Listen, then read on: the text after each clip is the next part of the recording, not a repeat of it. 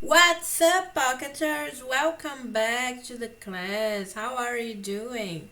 Welcome back to our Portuguese class. Today we're going to learn the numbers from 20 to 100 in Brazilian Portuguese, 100 in Brazilian Portuguese. So let's start. 20, 30, 40, 50, 60, 70,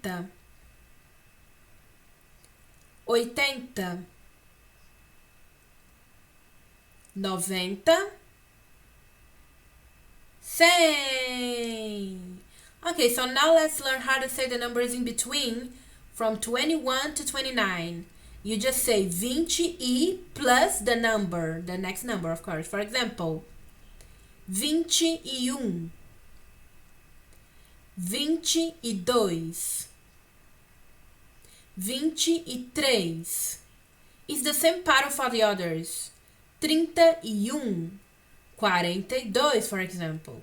So, I hope you have liked this class. Hope that now you know how to count the numbers until 100.